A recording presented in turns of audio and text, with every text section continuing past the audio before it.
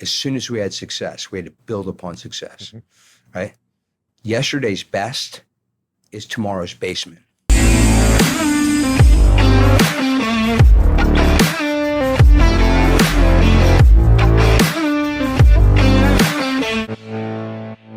Tell us your story. Wow. Okay, so first of all, thank you so much for the time. It's always come back to the tribe here at Q Branch is a magical place for me. Let's go way back. I was born in Pennsylvania, just north of Pittsburgh, right where CMU is and all these other places that the Army likes to do with the AI. We moved out to California when I was a young kid, 9, 10 years old. And then, so I was culture shocked by that. Like, what is this California thing? So I grew up in What took you to California? My dad was the PAO for the Miller Brewing Company. So Nice. I have been drinking beer for a long time. Very nice. And so when we moved out to California, if you know the PAO guy, he is the guy who handles all the tickets for visiting DVs, distinguished visitors. Yeah, PAO for those is like the public affairs officer. So right? he would manage the reputation of the company in Southern California. So he had keys to the yacht, keys to the, tickets to the ball games, hockey games. Remember Showtime, the Celtics and the Lakers? Yeah. I was in the box seats. Lakers girls brought me nachos. But back then we didn't have Facebook. I mean, if there were Facebook back then, I would have been an influencer at like 17. Anyway, so that was upbringing, right? And California was terrific for us. Went to school in Claremont High School, and I got the chance to get to the academy and really try to get to the academy. As you probably know, you need a congressional or senatorial letter to get there. West Point, yeah. Right? Well, yeah, we're pretentious when we say the academy, don't we? Got to West Point, and I found out I'm no longer a big deal. I am automatically average, if not below average. Very humble, right? Humble. West Point was terrific for me. What drove you there? Did you have any military family? No, actually, so the Cook family after World War II didn't serve due to our parents were all in college when Vietnam went on. In that gap area. So my dad didn't go into the military. My grandfathers were in the military. But my brother, a great football player in Southern California, wanted to go to the military academy and play ball there. And he did. And then he quit during basic cadet training. And my brothers are both over 6'2", over 240 pounds. They're big boys. I had never beaten them in anything in my life. And I finally had the chance to beat my brother at something. Oh, nice. And so that's good motivation. Part of that was at least 50%. And the other 50% was I needed to get out of California. I knew as a young man, I didn't have these words yet. Tribe and mission were important to me. I had to get to something bigger. I didn't know what that was. Like a calling. Yeah. Course, right. And so when we got to West Point, that became more and more obvious as you're introduced to the values of our nation and why we serve to protect the even to go through that nomination process is a vetting in itself, and your brother had done that, so there was some familiarity that it could be done. Exactly right. That's amazing. Yeah, and then I don't know why I wasn't nervous. Like I would get nervous up to the point, but I remember meeting with the congressman and him asking me if I wanted. I had Air Force and West Point basically level set, and the Air Force Academy lost my packet. This is before emails and all this stuff. There's a physical packet. And so he asked me, you want to go to West Point? You want to go back and get everything right with the Air Force Academy? And I said West Point. Nice. And got super lucky, of course. That's amazing. Yeah, luck gives you a lot of gifts in life. And so when you were at West Point, what did you study? This would blow you away. French. Aha, parlez-vous français? Yeah. Wow. So what happened was I had the chance to do a computer science degree, but in the middle of West Point, I'm trying to make up a course because I came in there lacking a mathematics course.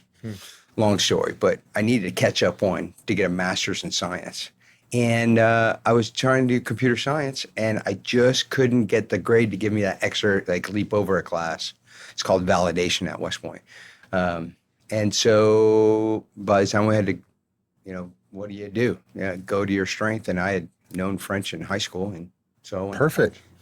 Oddly enough, I had fallen asleep during the validation test for French. So they put me in basic French. And then you scored. The instructor immediately recognized it, took me to the hallway. It was like, you're not doing this. So I got pushed up in French right away. So yeah, it wasn't too bad. So that was the degree. But really, if you talk to West Pointers and junior officers who have recently departed West Point, you don't study that degree. Mm-hmm. You study to become and for me, it was a tanker. I went there to be a helicopter pilot.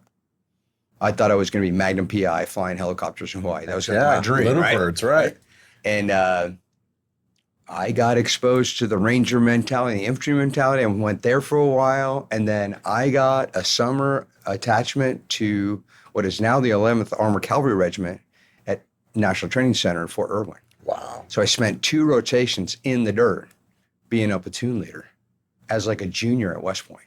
That's and it was magic. And I saw the M1 tank, which, a tank that has air conditioning. What do they say? The biggest sniper rifle in the military, right? I mean, it's so easy to fire. I mean,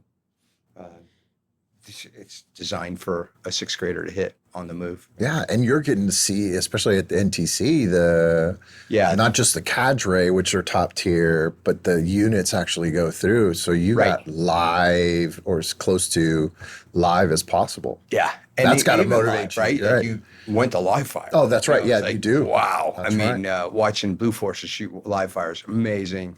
And then honestly, to see people actually adapt on a battlefield when I was that young we had 24th ID come out and fight. This division commander was a guy named Barry McCaffrey. And I remember going into battle, and we were in the Central Corridor, and we just thought we had him on the run all morning. The chatter on the net was we're just going to kick these guys' butt. And then I lost 3 guys in about a minute, 3 tanks.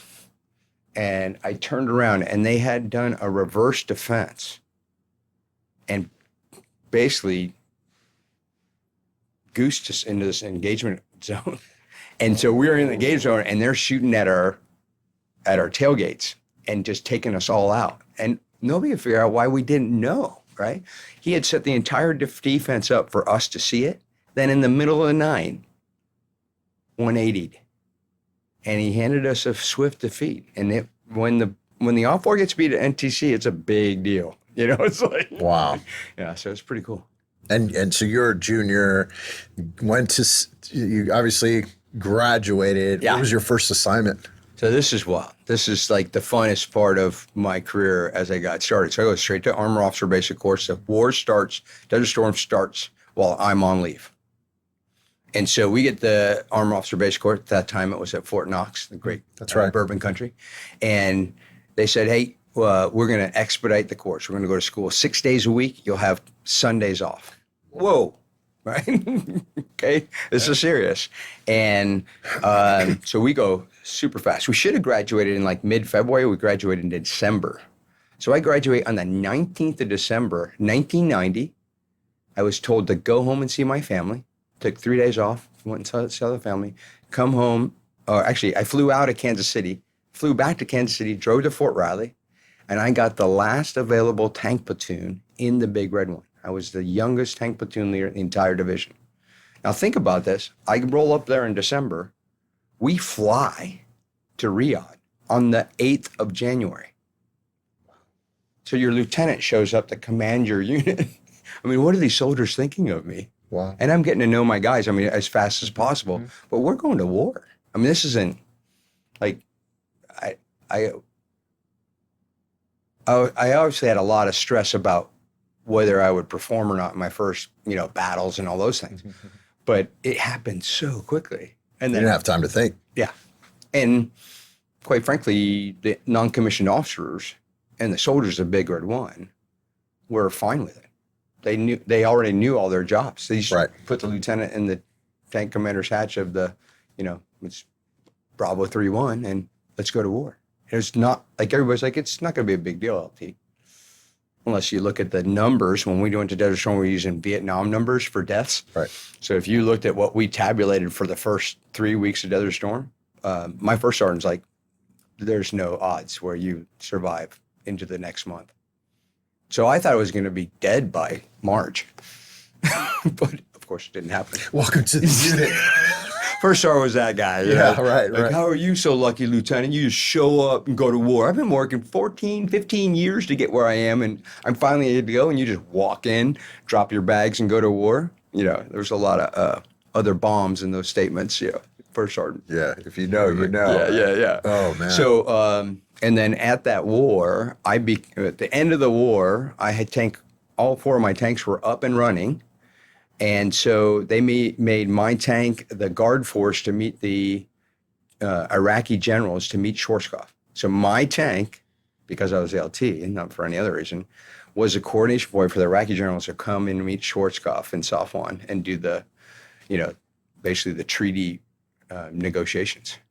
And it was just a magical day. I had all the assets in the world with me. I had Apaches on my shoulder and people on my net I didn't know just by call sign. Just because they brought combat forces up to 2750 out, right at the end of range of an M1 tank, and sat there, and we're like, "Hey, man, yeah, you hit the lottery." I mean, like that's a lottery ticket. Absolutely, yeah. And then because I kept my cool and I didn't shoot it, we were in the ceasefire, right? Mm-hmm. So we were obviously ready to engage, but we did not, right? We're very strictly handled.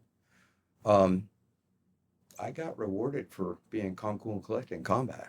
And that's just, who's a second lieutenant walking down a street at Fort Riley with the Bronze Star in his chest and a combat patch on his right shoulder? We were like, who are you? As a matter of fact, senior officer, I won't mention his name, pulled me aside in the parking lot and goes, hey, you can't just go in the PX and buy a Bronze Star and put it in your chest there, LT. And I was like, sir, sorry, that's real. You want to see the, Yeah, I mean, it's a flag, right? Like, hey, LT, I think you got the wrong ribbon. Like, come here, let me help you out. And he was a squadron commander. Somebody fires you up. That guy was no joke. He was hot. He was highly strung. And I remember I stood at the position of attention when I was first addressing him, and he goes, do you feel wrong? And I'm like, no, sir, I don't. He goes, well, you need to be at the position of attention when you talk to a senior officer. And I was like, oh, it's going to be one of those conversations, So, oh, my gosh. Yeah. So that was like my first big score. There's the LT, obviously went to the PX. Let me school him. Wrong shoulder there, LT. Yeah. Wow. So Fort Riley was the first, and we went right away, came back, and I stayed there for 3.5 years. I did scout platoon leadership, which is inside of a battalion. An armor battalion is like the primo LT job. Mm-hmm. So I got that job, and then had a little more time and did executive officer duties on a tank company, and got 4 rotations at the NTC while doing it. 1 rotation in Germany with Reforger, the old, return of forces to Germany, mm-hmm. and then 3 NTC rotations. So I was, when I went off to Captain Career Course, they said, you don't need to go to Captain's Career Course because you know everything we're going to teach you. And I said, well, that's it. Now what do we do? And so I was offered the opportunity to go to amphibious warfare school with the Marine Corps. Oh, very cool. Yeah. One of my I think it was one of the luckiest things I ever did. Matter of fact, the current commandant on the Marine Corps, General Eric Smith, was one of my classmates in that class. So that network, we know this in Austin because this is that magical town where it really matters. Yeah. But that network just. Yeah, I had a dear friend, Sonny Thompson, went to that school as well. He didn't go to the Army when he went to the Marine. Yeah, that's right. He said it was a great school. They enticed me into the Marine Corps Marathon, which I will never do that to my body again. That was horrible. But you did it once. That's yes, all that of matters. Course. Yes. Now you know what suck means, right? I had to gain credibility with that tribe, so it was very cool. And so how long did you serve?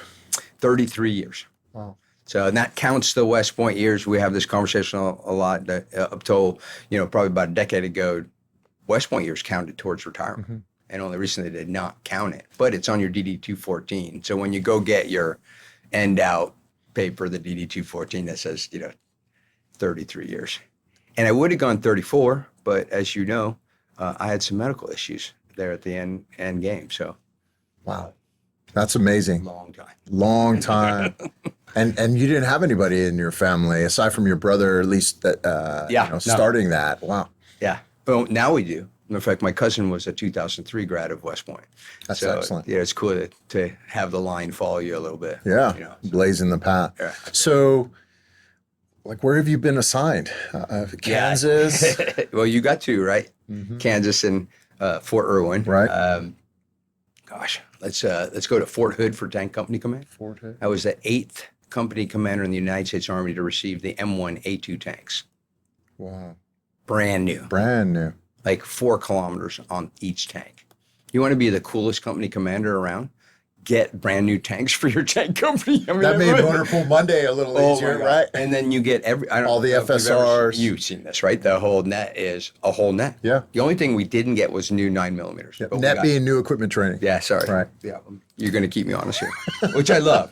But it's, we got new M4s. We got new 50 cals. I mean, everything was brand new. Wow. And we had just got back from intrinsic action. Do you remember this? He said deploy over to Saudi Arabia in between Desert Storm and OIF to keep Saddam Hussein off. Honest. Right.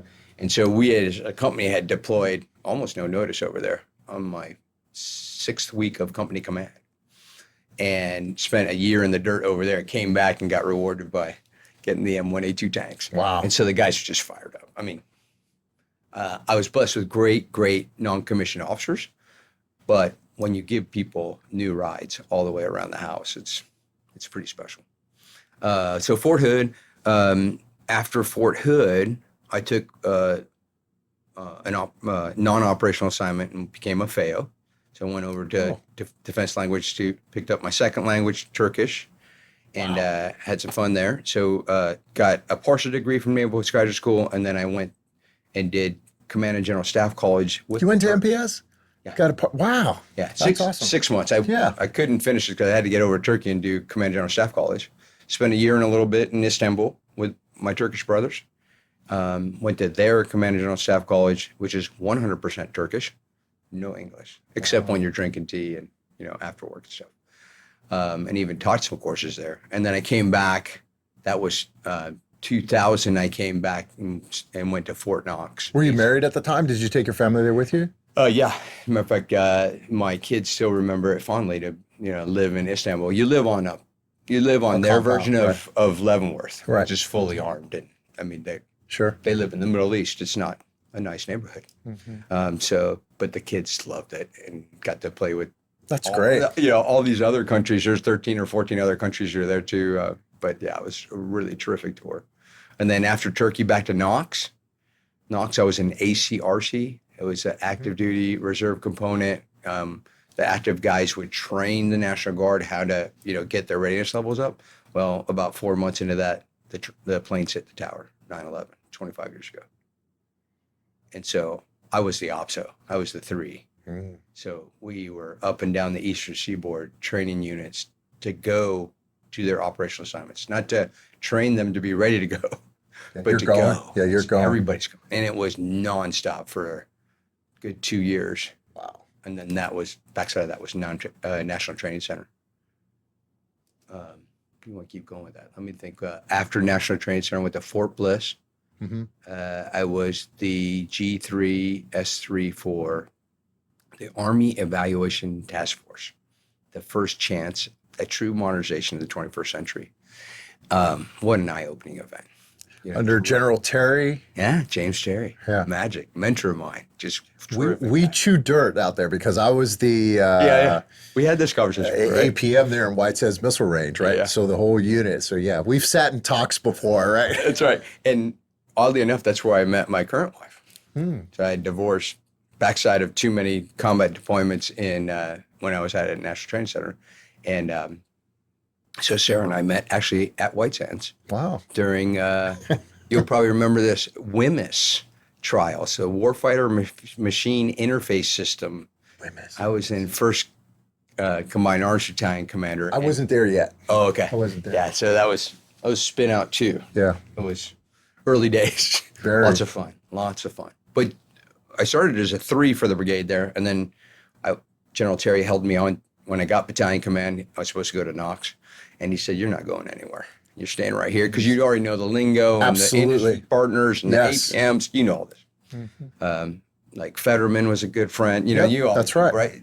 And so stayed there for battalion command. In the middle of that unit changed from Force Com to TRADOC. Yes. And so I had, in the Army branch, they say you have TRADOC dirt on you. You've got to get back. So went straight from command right over to the box. Third Corps was in Baghdad. So I had lots of friends in Third Corps, tanker, Corps of tanks, type of thing. And General Cohn was a mentor of mine, pinned on my 05 leaves. And so I was asked to get over there and help out. Spent half a year there in Green Zone and half a year as the deputy ops chief for Iraq. And that was an unrelenting marathon. Those combat tours. I don't think you slept. Yeah. We were averaging like 4.5 hours a night. Right. And it's amazing, but at the same time. You're probably a stick too. Super, super skinny. I was 192 pounds when I left Iraq. It's like, oh my gosh. Could I ever get there? I was CrossFitting to keep my mentality straight. How do you release? Just a release. And I was rewarded to go to Naval War College on the backside of that. So we went back to Bliss, packed the stuff up, and went up to Naval War College, which was another just gift. Like I can't tell you how much I grew in like 11 months. 18 papers, 11 months. We did. It was the first time I was exposed to PACOM. I was in the war games like we do with all our war colleges called JLAS. JLAS combines all the other war colleges. Each war college provides people for the MACOMs. And so we were PACOM, and they made me the J5. And then when we went to execute, they made me the J3, and the J3 became the commander.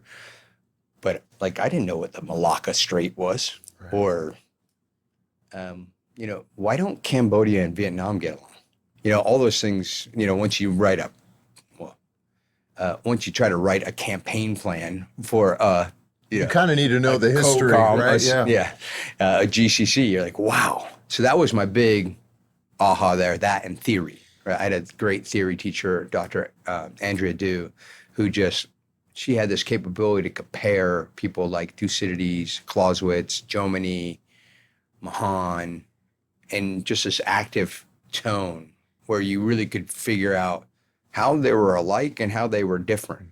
And if you take that back out to the force and you're a planner, it's a superpower. I mean, if you can do center of gravity analysis on the fly, there's few people, other than, of course, all of our SAMS planners do this naturally. Right. But we handpick them. Right. But that was super valuable year. Of course, probably put a couple pounds on there because Newport's just a great place to be and eat. So the chowder. Yeah, exactly. Right. So what happens after you get take an E tour when you're highly valuable in the DoD? They send you right back to combat. So went back to Third Corps, became the 3-5, the Chief of Future Ops. And General Milley took the helm about 5 months after I got there. Mm-hmm. So went to IJC, ISAF Joint Command in Kabul, Afghanistan as the G35. Now, when you go forward, everybody takes a step down and they put generals as the primary. So I became the deputy J35 under a guy named Mike Howard, amazing boss, and we did the what now? So what happens, most people don't understand the timelines of planning. The guys back in the plan shop are just what-ifers. Like, the Fuopians know that the combat environment will affect the ability of that plan to be successful. In some ways, you may not even know what it is. And then, ops is just like, what now? Right. You put it in. Right. So between that and that what now in that moment, the Fuopians have to say, hey, how do we make this plan so it can be as successful as possible? Break that down for everyone. So you're talking about future and current. So in a normal, and I'm never like to use the word normal, but in a normal command, anything beyond 3 weeks goes to the plant shop. Mm-hmm. Now you have some things that go across time borders, but we'll talk about that later. The FUOPS is 3 weeks. I'm sorry, I'm totally messed up. 6 weeks, 6 months and out is plans. And then FUOPS has 6 months and in to 3 weeks. And then ops has everything. You should give anybody 3 weeks warning, sometimes a lot less. Right. So there's time horizons that you work on. And each one of those crews has specialized planners that take, what the other guys have given them. So plans creates an idea. The idea gets handed over the fence to the FUOPians, the future ops guys, and they tailor it for the environment, and then they hand it to the ops guys who write the orders and track if it's done to standard. And then what happens when it did get happen, because you never see everything. And then it starts the whole thing. Like that feedback goes to plans and FUOPs and CHOPS, and we write a new plan. And that's how you manage risk in a big country like Afghanistan or Iraq or in PACOM. Yeah, everybody does it about the same, right? Especially with allied partners. Yeah, NATO, the nice thing about NATO is we have strict timelines, so we all know to play well with others when they're close to timelines. It kind of prioritizes your effort by suspense, right? Instead of sometimes you want to get something done because of its importance, but those are rapid actions. Sometimes in those are the exceptions versus the rule, right? Exactly. So thanks for that, by the way. 30. No, I love that. No, bottom line, what I want the audience to know is that, I mean, you were a tactician, and the progression of your career is that you're leveling up, and you're going from tactical to operational to some degree the strategic environment, right. And planning has these different phases, right? Absolutely. And you've been surrounded by great leaders, and I love I didn't know that you had gone to Turkey. That as a young officer, that's huge. Yeah. So you have this appreciation already. Like when I got to Iraq, people were like, "Well, what's the problem here?" And I said, "How do you not? Right, exactly. You know who the Kurds are? That's yeah. I mean, who are the Kurds? Aren't they just Sunnis?" I'm like, okay, everybody get a cold drink. We're going to talk about this. But Brian, I mean, that the reality is we're taught to be an expeditionary force. Mm. I think now there's some regional understanding because we understand there's got to be a cultural integration. But before it was, hey, you're going to be reading about where you're going on the plane. Right. Or we're going to give you a quick class, and that doesn't stick. No. So I love that you had that perspective as well. Right. And that's critical, especially when you're in the plants. Yeah. Interesting about our Third Corps deployment to Afghanistan. It's the first time the Third Corps had been deployed. So they'd already done Iraq 3, maybe 4 times. And so you get this point where they're very good at Iraq. They understand, the lines of effort, all the pieces and parts to actually make it happen in Iraq. Mm-hmm. It's about how can you do it as best as possible. Well, you can't just take the lessons from Iraq and put it on the map that's called Afghanistan. It does not work. It's a totally different, at all levels, tactical, operational, and strategic environment.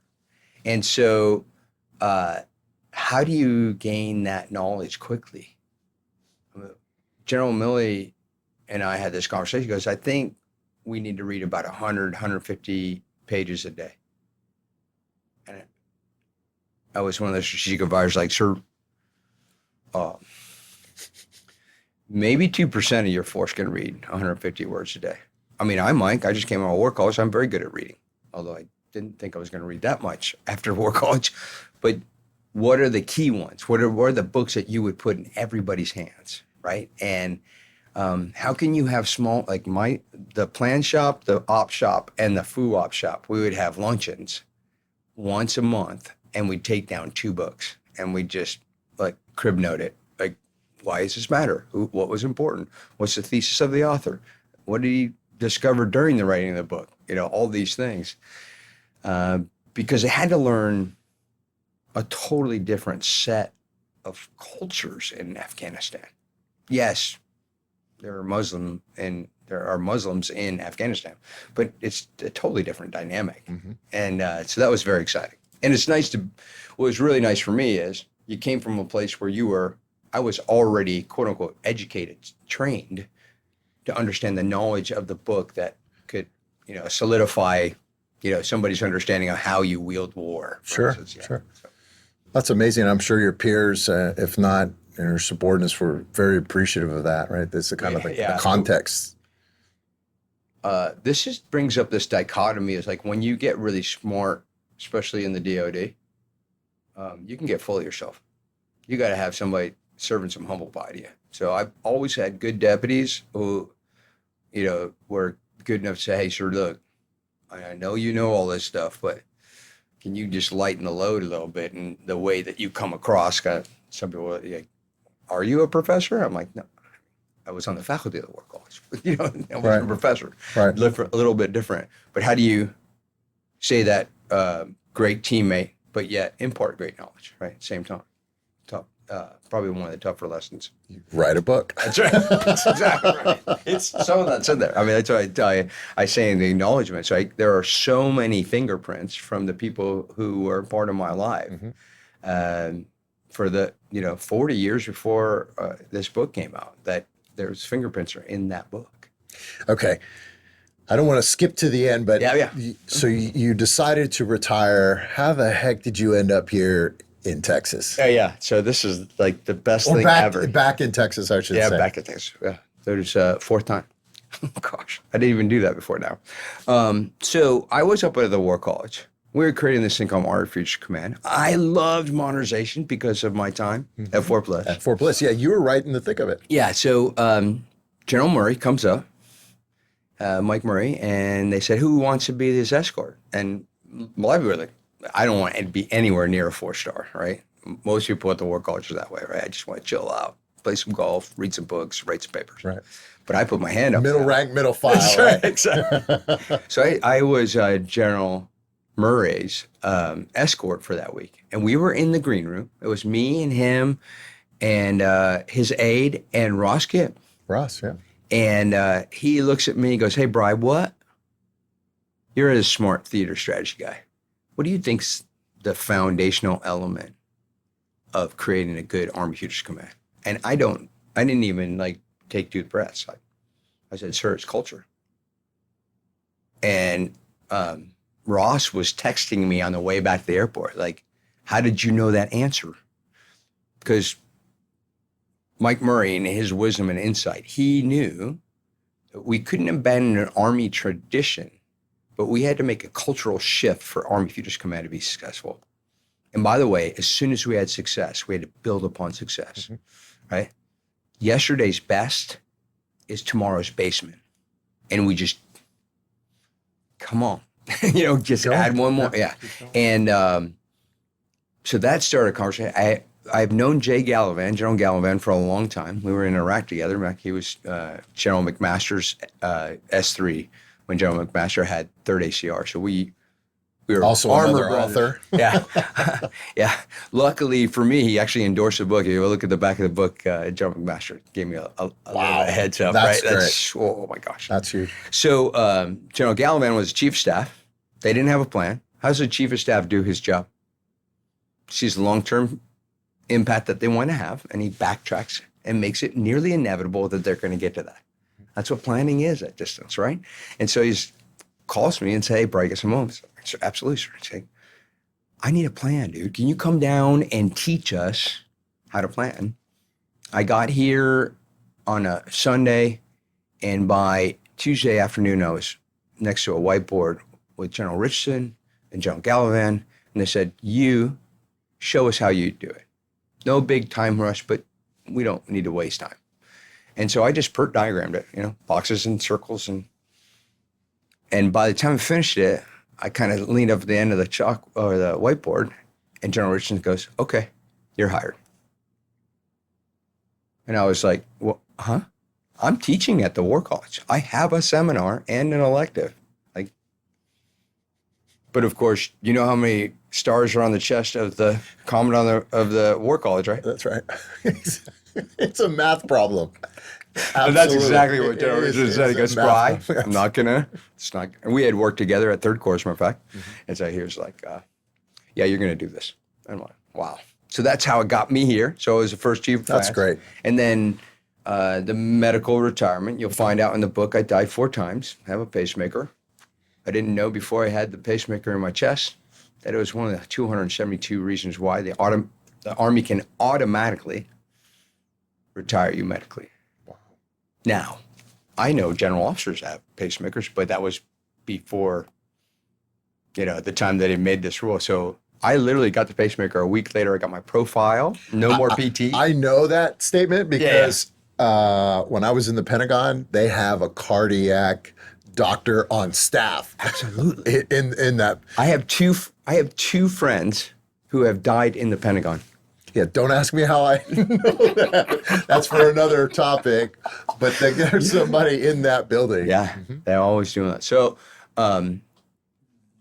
literally, Army lawyers call me, and I pick up the phone one morning in my office in the work call and says, "Your career is over." Now, that was just 2 weeks after I talked to General Gallivan, and he wanted me to come down to Army Futures Command. So I'm playing, the internal administrative army against its modernization. Right. So we delayed it. General Murray was very kind to let me keep going. Of course. I love that, right? I mean, it was critical to the future of the Army. I mean, that skill set, it was a gap. You know how many billions of dollars are in that. Tons. Right. The momentum itself was critical that we needed the right people in the right seats at the right time. So I think it was. And so that goes all the way to as far as it could. Literally, we finished what I would say the draft number 4 of the campaign plan, right? It's ready to go, get pretty, and, get all the graphics. Graphics. Right. The movies. And I got called over to General Murray's office, and he said, "That's it. No more emails, no more meetings." I had 72 days left in the Army. And of course, I could have taken the whole thing of leave because I had that many leave days. And I was scared.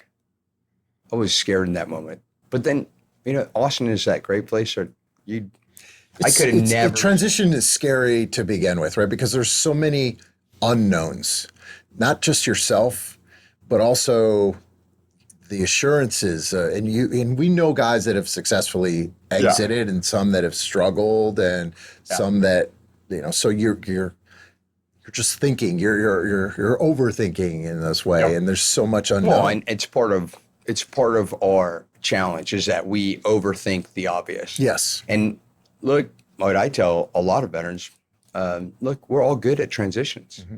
The only big difference here is the paycheck stops. So you go figure that out. But most people have some savings. Yeah. You can attack this thing early. Nobody says you can't start a year out. Right. You can go to an informational interview, 3 weeks before you get out of the Army. But that's a little difficult too, right? Even vocalizing that you're transitioning. Especially if you're an 06. If you're an 06. I had to be told I was retired. Right. And some people did it much better than I did. Right. And of course I got lucky. It's, the next step, right? I'm literally at my retirement.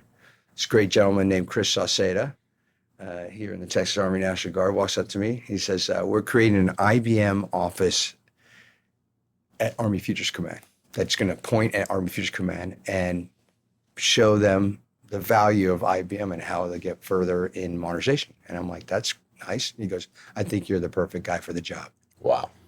It's at my retirement. I was literally on my second beer after getting my medal pinned on me for retiring from the Army. That's amazing. I mean, it's not supposed to happen that way. It doesn't happen for many people that way. So oddly enough, a guy named Mike Garlington, who was just on the show, had already taken the job. So Mike and I were given the job at the same time. I actually filled, I later found out, the ForceCom slot at IBM. Wow. But this was so important to IBM, they were fine having 206s run this shop. Mm-hmm, mm-hmm. And we had an office over at Capital Factory and got started. Magical days. And so coming here to Texas, what has really been special in returning here and even staying here? I think the energy. Energy. Right? Two things. Well, and we just jumped over it like it's a given. But this is the only time in America that truly treasures relationships that I know of that's this big. Like DC, New York City, San Francisco, Silicon Valley, San Diego. Okay, they're all good towns. There's no place like Austin, Texas. Culture. Yeah, true culture, right? People have your back, period, full stop. And so the surface area luck is much greater because I can take more risk. Right? Because I know if I slip and fall and I have to get stitches or whatever, like my business is on, a hangnail, that I have people like Marcus and Mike Garlington and Paul Norwood. And I mean, it would take all day for me to say all the names I know of stud and studettes that are and it's not just a LinkedIn profile. I mean, these are caring relationships that consistently they show up and they see. That's the given in Austin, and I don't want to pass that over.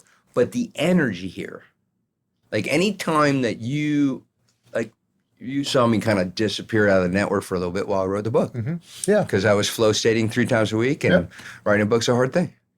I got people calling me like, "Bro, you okay? Where are you? Exactly. Where you at, man? Yeah. Can I get you over to this? Where Can you been, help man? out with that?" Let me check. Yes, that's exactly right. And that's not just me checking up on it. That's I'm part of this battery that makes this thing called Austin go. And I just love that about that. It is kind of, I never thought about that. It's like we're one big battalion, right? Like, hey, I haven't seen Brian showing up to these couple formations. Yeah, that's right. Somebody we better muster up, make sure that's right. Check on slip and fall with too many beers. Health and welfare check. Let's do a drive-by. Yeah. So I think that's the magic here. And then what I didn't know when I first started in Austin was I'd always have thought Austin was pretty incredible. I saw it 6th Street in 1993. So call me a little bit aged, seasoned, whatever. But now that you see the rest of what I would call Central Texas kind of just powerhouses. Big time. San Antonio. Yeah, big time. Oh my gosh. Mm-hmm. Right? Houston in its own right. Oh my gosh. Dallas. Yeah. I have sat down with people from UT Dallas, just amazed me with their smarts and, quant, all the things I was doing at IBM. Like, wow. That's actually, I'm glad you brought up quantum because when I got out, and I want everybody to know this is one of the biggest things.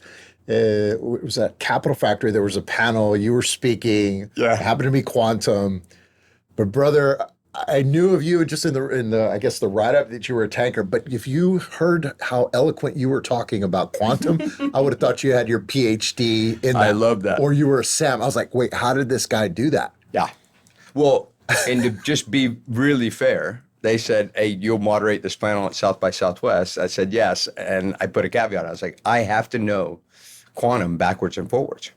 So I met the awesome Dr. Olivia Lanes, who was on that panel with me. And the whole IBM quantum team said, let's get this guy up to speed. And then I basically became an IBM quantum ambassador you have to have a PhD to be a quantum ambassador. So I have all the qualifications. Like I've gone through all the classes. Just not the paper. Just I don't have a PhD. Yeah. I think one I was very impressed, right? Even as you transitioned out, I was like, whoa, the level of knowledge in that specialty skill set. I mean, you motivated me. I was like, whoa, I have to make sure that wherever I transition, I have to get to that domain understanding and expertise. And it's going to come with time, right? But, it was that vigor. Curiosity is the way that you stay relevant. It's the energy. Mm-hmm. I write in the book, there's a chapter on mindset matters. And you have to find yourself almost asking for another thing to learn. Right. Because if not, you stay in a comfort zone intellectually and you're not growing. I mean, my kids to this day are like, what? Dad, one of my son-in-law is a former sergeant of the Army, so he calls me sir sometimes, still. But, how do you do that? And I'm like, look, it's just information. Yes. Learn the latest. Be relevant. Be uncomfortable. Right? Be comfortable being uncomfortable. Right. Yeah. And that's somewhat difficult for us. Always is, right? Because we lived in a meritocracy. So when you look like you're uncomfortable, sometimes people would call you weak when it's actually the opposite, right? Anytime that you're pushing an envelope, even though you may feel weak, crappy, you aren't crappy, right? Yeah. You're pushing the envelope, and you're going to start. It's like going to the gym, right? Going to the gym or being a brand new lieutenant in a formation and having these great NCOs allow you to make some mistake because that's how you learn, right? Absolutely. And so, okay, I love it, man. This is a great conversation. So you were at IBM. What inspired you to write this book? The first thing, I wanted to sleep. Have you ever had something you have Q branch. You ever have something on your mind that's so important for you to do, and you know it's a gift from the universe? That's what this book was. I began to write the book before I got pushed to be part of manuscripts and really publish the book. but Eric Keister at Manuscripts and I had a conversation, and he goes, that's where set your table comes from, that conversation, because there's lots of things that lots of other ways, like my call sign or my battalion was lead with courage, or call, when you salute the colonel, you'd say lead with courage. And I love that, as what was a the moniker. response? What was the response? Oh, it was lead with courage is a response. It's like, good morning, lead with courage. Good morning, lead with courage. Is our mantra. Right. And anyway, I thought that would be the book because I really liked that. But when he and I talked, we found that. But really, first of all, get it out of my system, because it was keeping me from going to that next step. The other part of it was I felt like I wasn't helping people. Like I'd go to AUSA and I'd talk to a recently departed 06, and they'd be like, well, I signed into X corporation and I'm the senior VP of XYZ, whatever, Army Futures Command. And I mean, I'm happy 2 days a month, the days the paychecks come. And the rest of it is just a grind. And I don't like it. I don't even understand half of it. Nobody really ever questions you. Yeah, onboarded you, but you're a retired colonel, so you're supposed to know everything. It doesn't matter, right? And so, and I had lived that at IBM, and Mike Garland and I worked very hard to make this thing where, like, we could both disappear off the face of the earth and somebody could pick up an SOB and run the AFC office. Right. But that's not normal for most of the world. Right. And so when I departed IBM and then in my small adventures and startups, I began to figure out that I had something going on that most people weren't doing. And when I had conversations like, how do you do that? And I'm like, well, I like my 5 foundations, like in the book: sleep, move, eat, focus, breathe. And those aren't like hard things to understand. I'm not talking about being an Olympic athlete. I'm talking about taking care of yourself so you show up as the best version of yourself instead of just barely getting by. So that was the big, for me, is to help out my brothers and sisters. I see it everywhere. It's not just military transitioners. I mean, I love that a lot of the veteran community has grabbed onto my book and said, this is magic. If you are transitioning, read Brian's work. I love that. But I have a former boss, probably wouldn't like me mentioning his name, at a corporation that is like, this is really good for us. And so it's not just, audience-wise, I kind of pointed at anybody who's really stuck.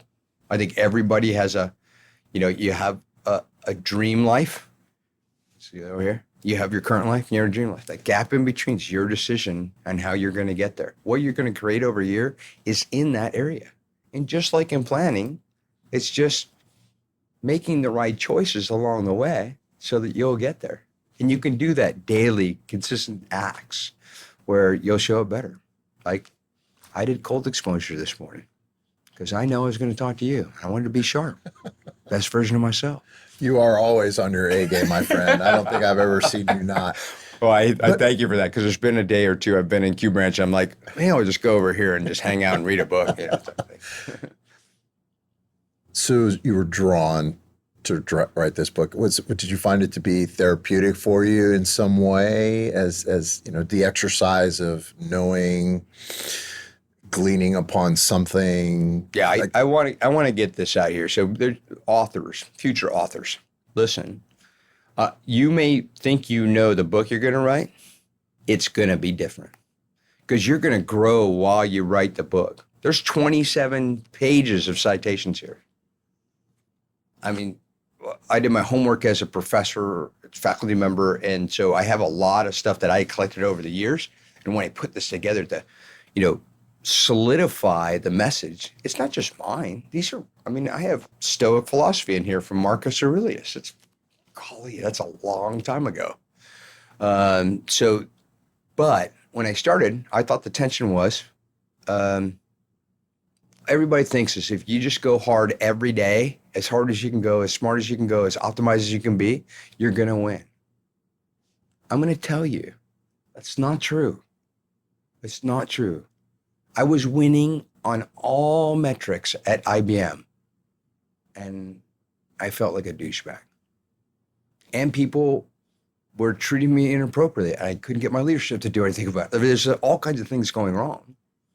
But I mean, my 119th day in the company that is IBM, I scored a $6.5 million OTA. Boom. I mean, I had people calling me like, you keep doing this, you're gonna have my job, right? And you like that, but there was no richness to it. What was missing? And I created a method to align your work and effort to your values to get to a desired future state that's yours, that you get to have, later in your life. Now, you can run as fast as you want or not.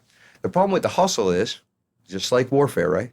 I like to say, I'm not the battle, I am the war. You can fight the wrong battle in the right battle space and get the wrong output. And it could set your campaign back. I mean, there's many, many historical examples of this, right? Understand the battle you're in by understanding the war you're in. Don't go to do battle without understanding, having the clarity of the war you're fighting. And that's really what's in the book. And then you need self-reflection because sometimes you don't even know you're in a conflict. Yeah. It's probably the biggest win that I've had over the last 2 decades was a guy named Mark Devine, former Navy SEAL out in California. I asked to get a workout with him. My mom actually had a friend that knew Mark. And so I go to get a workout with Mark Devine and he goes, we're going to start with meditation. And we did 10-minute breath work, box breathing, meditation. And then we did yoga. And then we ripped a CrossFit workout. And I came away with bloody hands because we went so hard. But I said to Mark walking away from that, I said, I probably won't ever do that again. And he said, what? I said, meditate. He said, why? He goes, I just don't have time for that. He goes, look, that's exactly wrong. If you don't have time to meditate, that's exactly why you should meditate. Figure out why you don't have time to be with yourself and your own thoughts. They're the most valuable thing that you can have. And so meditation's been huge. Mindfulness sometimes that type A personality. Yes, I was just going to say that, right? Like, but before you pick up somebody else's rock, you need to make sure you can carry your own. Yep. Foundational work is the essence of growth. Because when you feel foundationally strong, when I slept well, eaten well, moved well, focused well, breathing well, I might just be unstoppable. Yeah. And that, what we teach is eat as little as possible, sleep as little as possible, move a little bit and look tough while you do it. And then whatever that focus of breathing thing is, and then let's go. That's not how it works. You know, when I transitioned, the biggest superpower was sleep. Like I love it. That's my go-to. I was like, what is everyone this thing called sleep? Like you can walk up to somebody, shake their hand, and you tell, sometimes it's the energy drink or the coffee that we always carry around. But you can see a real tired individual. And most of the guys I coach, actually all the guys I've coached, my number one ask is go get an hour more of sleep, an hour more in bed tonight, and tell me after a week if you don't feel better. Right. And everybody go, yeah. And I'm like, why aren't you doing it? Well, I got to be up early because I got to, jump on the emails or jump on social media. I can wait. It'd be better if you were the better version of yourself doing that stuff. So and I have a lot of people come and be like, that's a lot of stuff to do, Brian. Just take one foundation. You have 5 of them. Start with one. Just one. Baby steps. Just one, Drink 3 less beers this week. So now that you've written this book, Brian, like what's next? Not what's next, but what are you doing that you've launched this book? Oh, so are you on a speaking tour? Well, you don't know what you're going to become because it's supposed to be its journey in and of itself, right? But I have now stepped into the authors realm, right? I have a whole new network of fellow authors. Add that to your resume now. I was up in Boston this weekend at a book thinkers conference and awesome. Meeting fellow authors and actually some of my heroes, authors.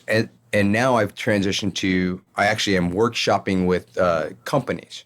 So take the set your table. There's 2 specific chapters that I think companies can use to set your table professionally and then set your table in your community. Because you can get all of this right. And you can feel terrific and you can be terrific and even your family can be terrific.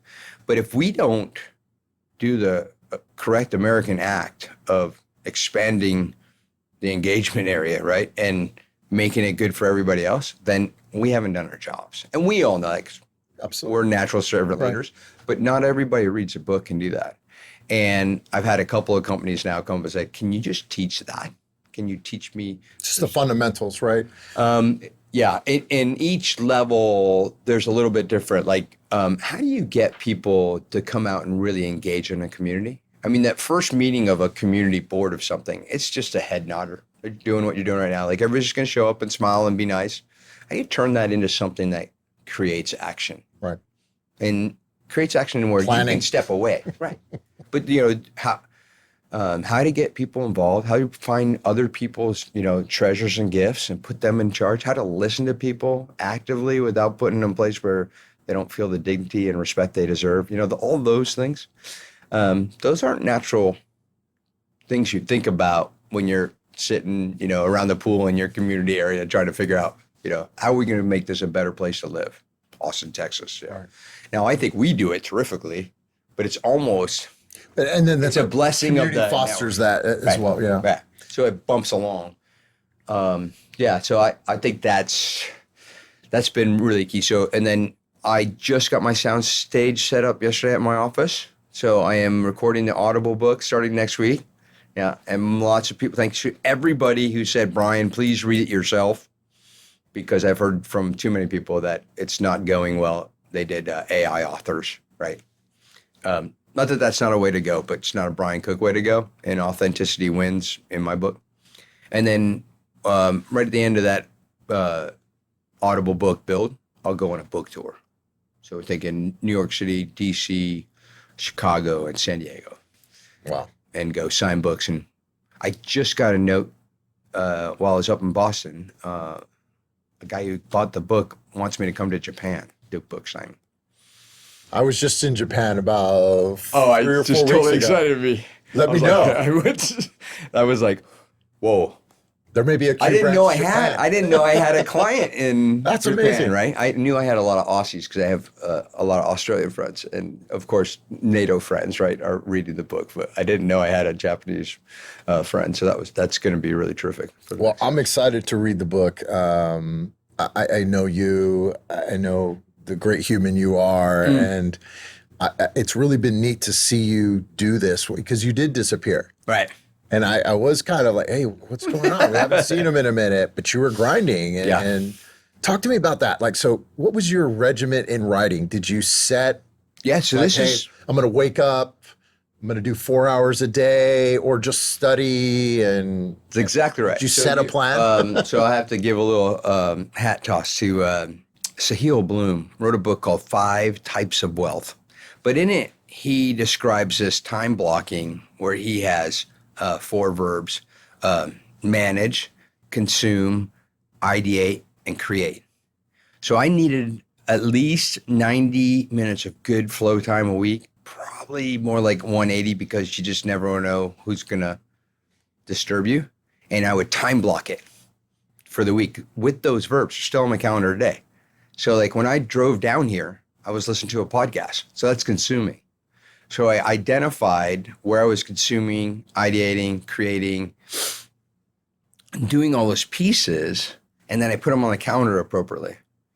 And then one of the things that I didn't know I did, Friday afternoon, I had one of my flow sessions. And I used to love it on Friday. But late in the book, I would be exhausted. And if I got my chapter or revisions done early in the week in my sessions, I could take that 90 minutes off and they could be whatever Brian wanted to do with that. Sure. So that was very positive for us. So I'm back to that standard. As a matter of fact, I just reset my calendar to do that. 3 90-minute sessions a day, and they're mornings. It's where my brain fires on all cylinders.